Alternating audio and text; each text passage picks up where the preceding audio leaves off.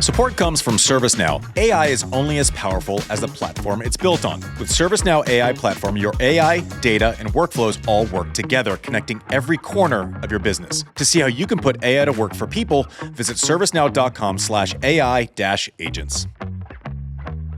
We had to think of every possible scenario, but it's been a fun process, you know. I like those kind of things. Yeah. And you've created this tennis festival. You mentioned the interactions and the generations, but also this is competition. There is an intensity here. Yeah. Did you know that the players were going to buy in and it would have this kind of heft? Yes, yes. There was not going to be clowning around, giggling. We can do other things for that. We can go play an EXO together once and have a good time for that. But the good thing for me personally, of course, was also being part of the inaugural Laver Cup, being there, you know, in the early years, so I could set the tone as well of how I would like it to be played. Because I always feel if you, buy a hefty ticket and you come watch the greatest players on earth play tennis, you want to see them play tennis and not be a bad clown on the court. Yeah. Now, so that's why so there is enough smiling, they're giggling, having great times, but when the ball is being hit, it needs to be hit with purpose and for a reason, and I think also to honor the great man like Rod Laver and the past generation. So that was definitely the goal for me, and I'm happy I was there to also be part of that process. Yeah, and one of the things with success of an event is it creates an expectation. Can we do it again? And one of the things that I look around and think, when this concept was first announced, I'm going, well, sure, it's going to work because Roger could fill a building, right? People come to watch him. He's beloved around the world. Now to see it. All right. Don't do that. Andy doesn't want to hear this stuff, I'm you know? so. And by the way, me neither. So.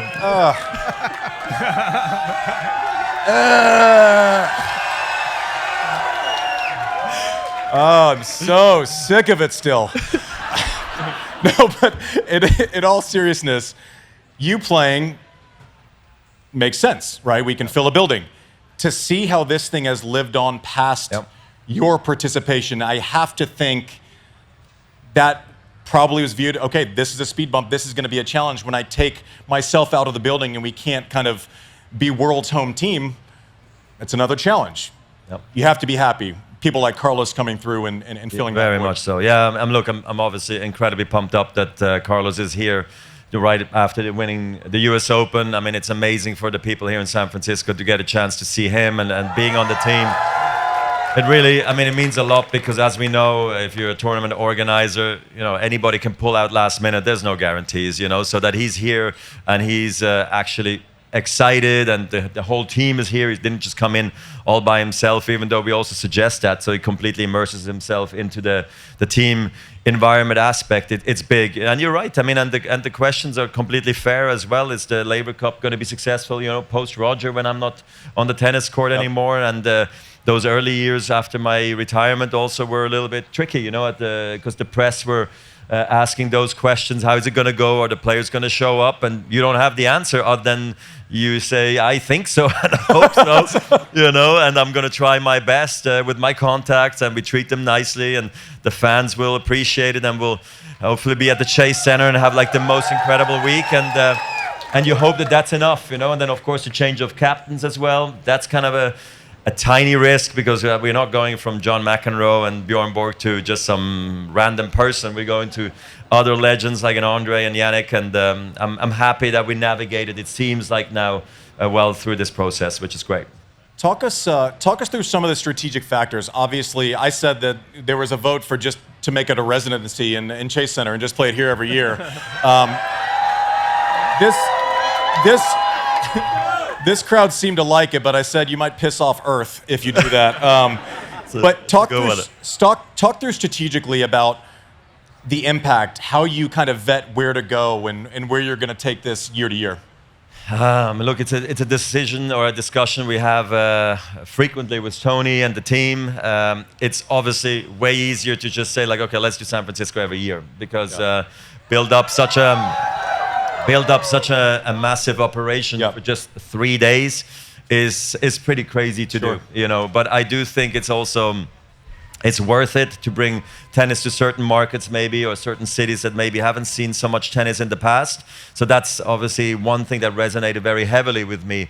Now I'm contradicting myself because we're going to London back next. Is there tennis normally in London? Well, I'm not so sure. So we thought, let's try it out and see if they like it. So, I mean, look, it's gonna be great, you know. But of course, you could do several years here, several years in another place, or you always rotate between, let's say, I don't know, San Francisco and London. You could look at that, or you could go to. Or you could go to the Grand Slam sites that I think also would be amazing to host it around the 4 Grand Slam sites. So, but I mean, though they obviously see tennis, so we're still a little flexible on what it is. But for the time being, I think being here, being in London, and then I don't know where we're going to go. Eventually, it would be amazing to go to maybe Asia, South America. Be nice to take this thing around the world. You played your last match here at Laver Cup, and we have some footage that hopefully our team will roll here, but. Just talk through the emotions of, you know, obviously I think you wanted to play more. That was tough. It's fine. He's still here. He still has great hair. I'm a grown man. I mean, this is so long ago. I'm not like this anymore. No, but like, but just walk through that weekend, because I know we were all. I mean, you ruined my life for a decade, and I was still emotional when I was watching it, right? Like, and the fact that Rafa was there and that Novak was there, and.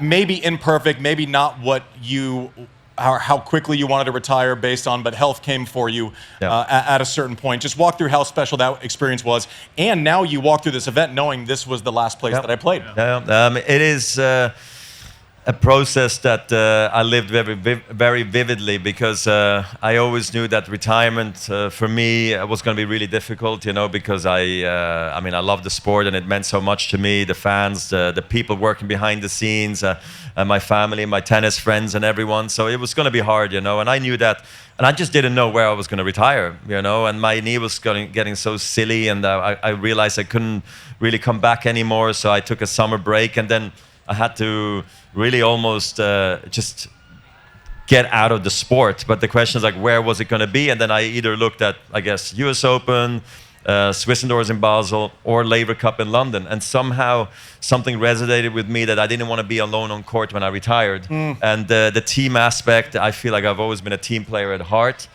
And doing it maybe in London, where I've maybe had some of my most successful, you know, matches. Maybe it's an omen. I don't know. And I ended up doing it there, and I just hoped it was not going to be all sad and just bad.